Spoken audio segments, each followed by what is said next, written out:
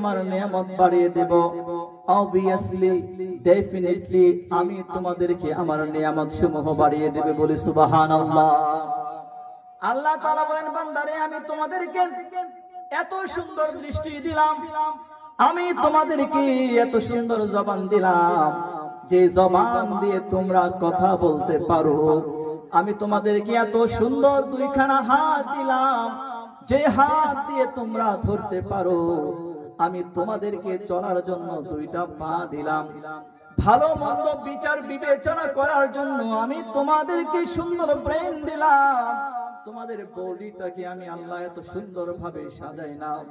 এই সমস্ত কিছুর জন্য যদি তোমরা আমি আল্লাহর কাছে নিয়ামত গুজার করো, তোমার খাবারের ব্যবস্থা করলাম, তুমি একক ছিলে, তোমাকে আমি জোড়া বানাইলাম। বিবাহের পরে তোমার মনে জাগলো আল্লাহ আমাকে একটা সন্তান দান করেন, আমি আল্লাহ তোমাকে সন্তান দিলাম। তুমি কত অসচ্ছল ছিলে, আমি রব্বুল আলামিন তোমাকে সচ্ছল বানাইলাম।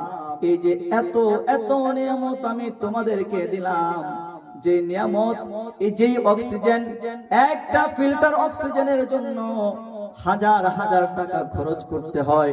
ও আমার বান্দারে, এই সমস্ত অক্সিজেন, হাওয়া বাতাস, সকল কিছু আমি তোমাদেরকে এমনি এমনি দান করলাম।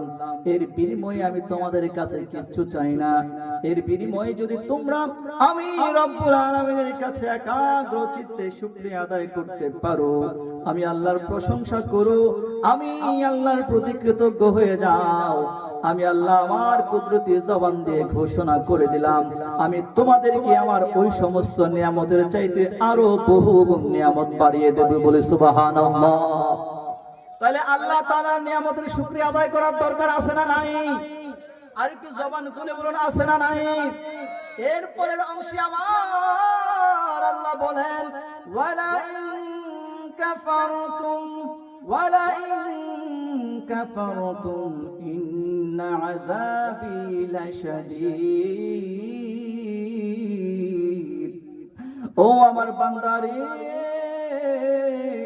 এই সমস্ত নিয়ামত পাওয়ার পরেও যদি তোমরা আমি আল্লাহকে অস্বীকার করো, আমি আল্লাহ তোমাদেরকে যেমনি ভাবে চলতে বললাম তেমনি ভাবে না চলো, আমি আল্লাহর অবাধ্য যদি হয়ে যাও, তাইলে শুনে রাখো, শুনে রাখো, ওই আযাবের তোমরা অপেক্ষা করো, যে আযাব অত্যন্ত ভয়াবহ, অত্যন্ত কঠিন, যে আযাব আমি আল্লাহর পক্ষ থেকে তোমাদের সবাইকে পুরোপুরি নিশ্চিহ্ন করে দিবে বলি আল্লাহু আকবার।